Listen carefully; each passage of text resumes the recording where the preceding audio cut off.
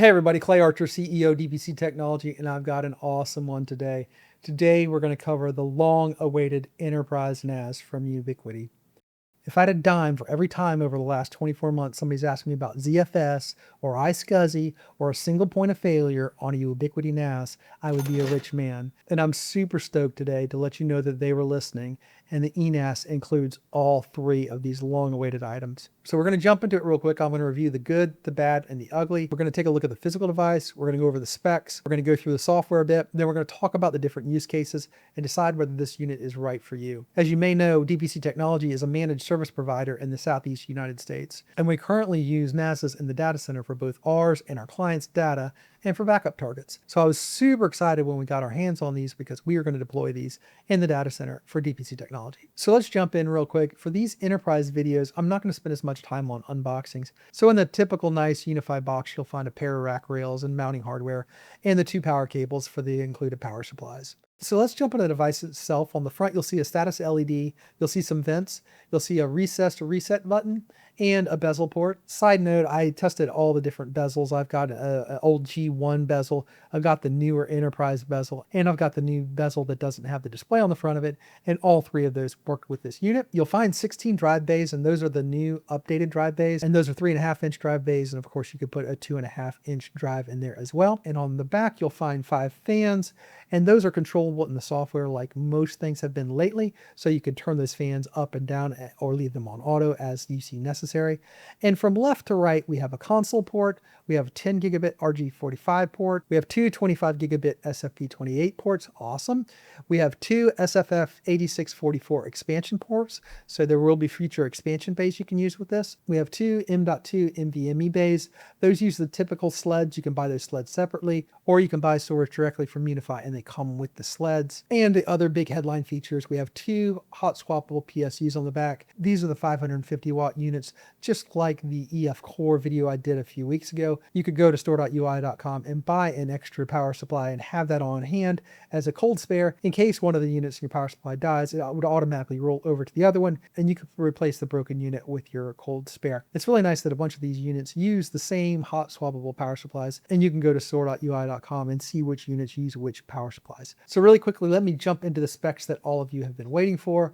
This is a 3U rack mount unit. It is using those 550 watt hot swappable power supplies as I mentioned. It has an ARM N.2 processor at 24 gigahertz. We'll get into the number of cores here in a bit. It has 64 gigabytes of internal memory. And to the headline items, under supported block protocols, it has iSCSI. Yay. Under RAID type, it has Mirror and long-awaited RAID Z1, RAID Z2, and RAID Z3. Under RAID groups, it has multiple. It has hot spare support. The maximum NVMe SSD capacity supported is 8 terabytes. That capacity cap may be an issue for some. It supports file encryption, backup to remote UNASs, backup to CIFS and SMB servers, and backup to cloud services. We'll go a little bit more into that when we get into the software. It supports share links, time support backup, and user groups. And we'll get more into that when we get into the software. But really quickly, let me read the press release from UniFi. Introducing completely private local enterprise storage without the enterprise tax. The all-new ENAS. 8 ARM Neoverse N2 cores, 64 gigabytes of ECC memory, dual NVMe cache, and native ZFS. 16 drive bays, and with expansion achieve over a petabyte of raw capacity with open drive compatibility, so you're never locked into proprietary disks. Ooh, shots fired. Dual 25 GBE and redundant power supplies eliminate single points of failure, all at just $39.99. And the hardware isn't even the best part, because it's license free. The UniFi platform turns the ENAS into a single source of truth for files, backups, and shared data. Pair your existing identity provider, assign roles to folders, and everyone gets native secure access through UniFi endpoint on any device. With a site manager fabric, backups across every site are orchestrated from one place. Beyond files, ENAS delivers shared block storage through native iSCSI. Multiple compute servers can access centralized storage, enabling live migrations and high availability from Proxmox, VMware, and Hyper-V clusters. And I think that's where this unit really sets itself apart from the other NAS units, and frankly, from a lot of its competition. They also included a Q&A. I covered most of it in this video, but I'll point out a few here. Can I integrate ENAS with directory services like AD or LDAP? Yes, Enterprise NAS supports AD LDAP integration to import users. After import, AD accounts can be used for SMB access. For LDAP users, file service credentials must be created so users can manually mount SMB shares or use time machine backups. When is SSD cache most useful on ENAS? The ENAS SSD cache, known as L2 ARC, enhances the performance of random read access workloads. Common use cases include accessing files across multiple computers in office environments, managing virtualization workloads, modifying media with frequent file reads, and handling high IOPS demands in database applications. The more concurrent and frequent the access, the better the SSD cache performs. To ensure steady performance and prevent unnecessary wear, sequential access is skipped by default to help preserve SSD lifespan. Does ENAS support third-party M.2 NVMe? Yes, it does. Enterprise NAS features 2 external M.2 slots that support third-party M.2 NVMe. To install the M.2 slots, an SSD tray is necessary. Like I said, you can get that at store.ui.com. Can I expand the storage capacity of ENAS? Yes, like I mentioned before, ENAS includes 2 mini SAS HD ports specifically designed for storage expansion, allowing you to scale your deployment as your data needs grow. Does ENAS support data compression and deduplication? Yes, as part of its ZFS implementation, the ENAS supports inline compression and deduplication, which helps reduce the physical storage footprint and extends the life of your drives by eliminating redundant data. Deduplication is highly resource intensive and can impact system performance. It is recommended to enable it only when storage efficiency is a priority or when using SSD-based storage when the performance impact is more manageable. And that's typical of all storage devices. Can I transfer and restore data from UNAS to Enterprise NAS directly? Since the filed systems are different, data cannot be restored through a setup and restore process. Only user/group and system settings are restored. User must back up their data separately first, then set up the ENAS and upload the data again afterward. Let's jump into the software real quick. We're going to just do a quick overview. And I'm going to start this off by saying I brought this unit and installed it at home to kind of compare it to the other devices. And I realized really quickly that this was really probably beyond a home unit. It was fun for a moment there. I'll show a screenshot of the installation. I had over 1 petabyte of storage in my home lab.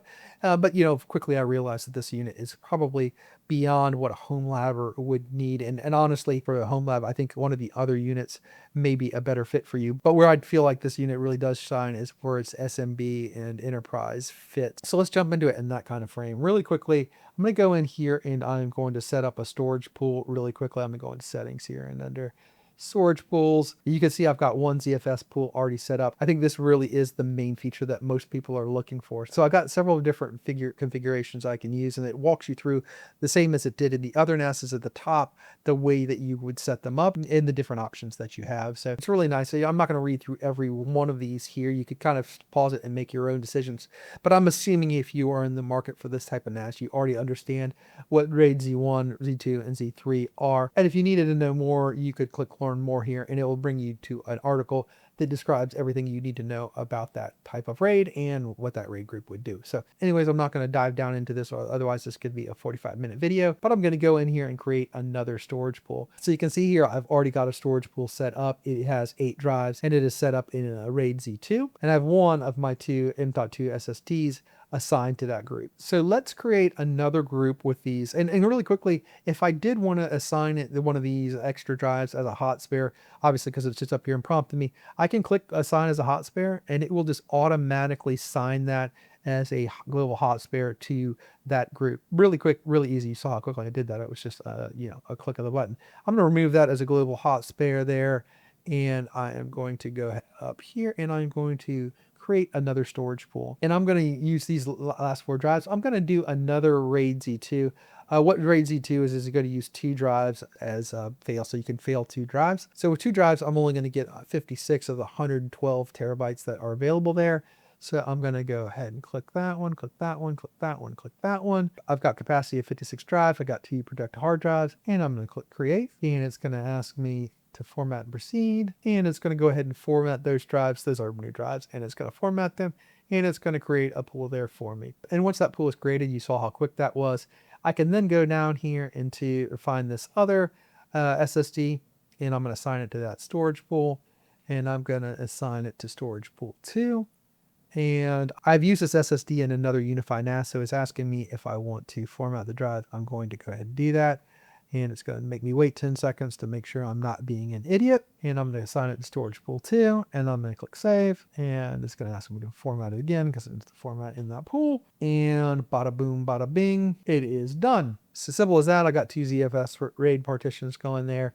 And super duper easy. Obviously, UniFi is taking the CFS and just making it super easy to set up and configure here. I will quickly say here that that is a plus and it is a minus, and it depends on which direction you're coming from. First of all, we max out at 8 terabytes of M.2 SSD cache. So that's one limitation. And secondly, that simple setup and that kind of ease of use is a double-edged sword. Yes, it's super easy to do, but it doesn't have the configurability of some of the third-party tools like, Unraid or TrueNAS, where I can go in there and really dial in what that cache is doing for me. So for most, I think it's fine. In my use case, the simple setup is preferable, but some people may prefer the configurability of other systems. So that's CFS, super easy to set up. We can go over to the health monitor and monitor those pools and see how healthy they are and kind of all the data as you would need there. And in here, you can go in here and you can manage your scrubbing schedule and set that up and do a bunch of other type of maintenance issues. Obviously, I'm not going to dive into every last feature of the unit because this would be a super long video. I'm just kind of giving you an overview. I think for comments and questions for me over the last 24 months, adding ZFS has been the biggest request, and I'm glad to see it in this unit. I do not have any information on whether the ZFS is going to be brought to any of the other units, but for now, I'm super happy that it is concluded on the ENAS. So the second biggest request and source of crazy comments has been about iSCSI, and I am super happy to say that it is as well included here. So for those of you that don't know, iSCSI is a way to make these virtual drives that compute is able to access and use as their virtual drives. So as opposed to doing a network share like you would do with SMB to access your files, iSCSI lets you create a virtual disk on this unit that another bit of compute can access and use. So let's go through it real quick. First, I would go in here and I would create a new host group. And under a host group, you could name it whatever you wanted to. We'll call this host group 1. It will give it a host group name. It will give it an iSCSI IQN. It'll assign a port to it. And you can assign it a host IQN here, and you click on it. And you can choose your OS here. Let's just say we were going to do ABM. And you would just click add there. I'm not going to go ahead and do that. I'm going to cancel. Once you have your host group set up, you could create a LUN here. And you could name it whatever you want. And you would choose a storage pool. I'm going to go in that storage pool 2 that we set up. And I'm going to give it 80 gigabytes. And I can do thin or thick provisioning. Again, you can get down in the details of what's right for your installation. And we can go record size here and compression. And then we can choose a host group.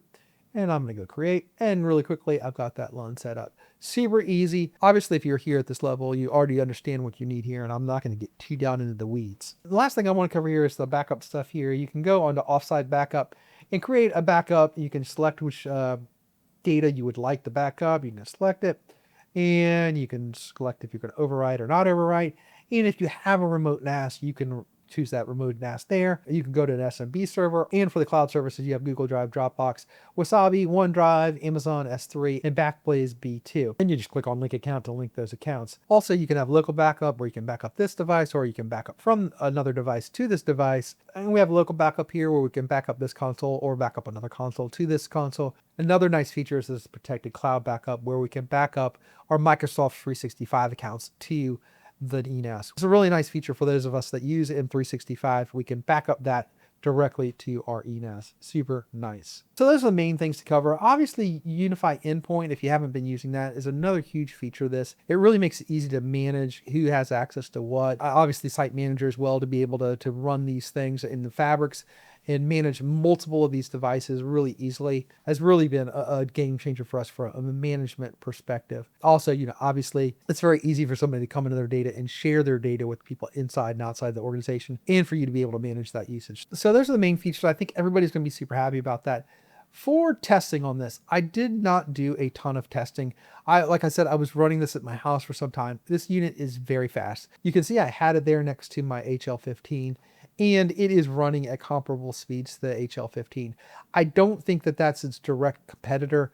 Obviously, just simple file management, I don't think is what this device is all about. I think this device is about securely storing your data. And I think it's about the ability to connect your compute to the device itself with iSCSI. I'm sure there will be other videos with people testing head-to-head speeds. For us, the bigger story is going to be our deployment to the data center.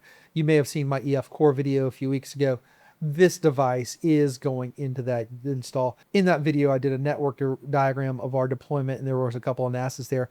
We are actually going to replace our aging QNAPs with 2 of these devices. So that being said, I'm going to bring up a spreadsheet here real quick, and it was very difficult for me to find comparable data. So I kind of did it in 2 kind of chunks, and this comparison was generated with AI. So double check any of my figures here. Also, I think for you, if you are looking at this device versus some other devices, I think AI is a great place to start. Claude did a great job of doing comparisons for me for my use case. So I did a low-end comparison where I didn't hold the connectivity as a factor or the amount of RAM as a factor. So you can see here, I put the ENAS against a QNAP Synology, my HL15 in a TrueNAS Mini R. And you can see they're all about comparable in drive base. So, but where they start to fall short is the amount of RAM, the connectivity, and the native ZFS. Of these here that are competitors, I think the only one that's a real true competitor is the HL15. And if you're a home labber, I think that's probably a fit that you might want to take a look at. But if you're an SMB or an enterprise customer, I don't think running this with a single power supply is an appropriate thing to do. So obviously in its name, it's a home lab device. And obviously by the time you spec it out with RAM and connectivity, you're probably getting to that $39.99 price range anyways. But you do have flexibility with that being kind of an open source project where you can kind of run whatever you want on it. I know that 45 home labs and 45 drives also have some kind of pre-done units that have a built-in third-party software. So you may want to look at that if you were in that kind of home lab market. But my next tab here was my 25 gigabit class. And you can see here just immediately the price range is vastly different with the ENAS. And honestly, we probably would be in another QNAP at the data center for us if we're replacing them now. Our current units are about 6 years old and they are due for a replacement. But you can see I'm saving quite a bit of money here. And this isn't the exact unit I would spec out. But with the $3,000-$4,000 that I'm going to save on this unit, I'm going to invest those into drives and storage, which ultimately in 2026, saving money on the device definitely helps with the budget to buy storage because storage is not cheap. So without diving too much into these comparison details, I think you can do those comparisons on your own with AI. I think this is a really uniquely placed product. There are some things on it that I think are pluses and minuses depending on which way you're coming from. Obviously, this is an ARM processor, not an x86 processor, which means you're not going to run third-party software on it. But I think this ARM processor is super powerful, and in the hands of Ubiquiti, they're able to get a lot out of this processor. The 8 terabyte NVMe cache cap and the fact that you don't have a lot of control over how you're using that cache may be an issue for some. Obviously the ZFS is amazing, but it is controlled by Unify. So if you want total control over your ZFS, maybe one of those third-party tools gives you more control than Ubiquiti will. I could already hear it down in the comments. There's no app store or no apps available. And I don't think that was ever the intent at this level for an enterprise level NAS. But the big thing here is I think that $39.99 for the chassis, most people will probably do multiple chassis and replicate from one chassis to the other. I think you're saving a whole heck of a lot of money, and that money can be redirected towards drives. So who do I think should buy this? Obviously, I think this is going to be a big hit for MSPs. If you have multi-site businesses, it's a no-brainer. If you're looking for virtualization clusters, or if you have regulatory constraints like we do with HIPAA. So who is this not for? I think if you're a data hoarding home labber like myself, I still think a TrueNAS box is probably a better fit for you if you want to do all the things and kind of hyper converge everything onto one device. This isn't going to be the device for you, but ultimately to get enterprise storage with no enterprise licensing fee, it's going to be a big hit. And for our customers, I can see these being a really hot item. And if you need any help installing these and you're a small, medium-sized business in the Southeast United States looking for an ongoing relationship with a managed service provider, please hit us up at dpctechnology.com. We'd be more than happy to have that conversation with you. If you have any questions or comments about the device itself, please put them down below. I'm sure there's going to be a ton of those. We'll have that conversation down there. As always, please like and subscribe, and we'll see you guys in the next video.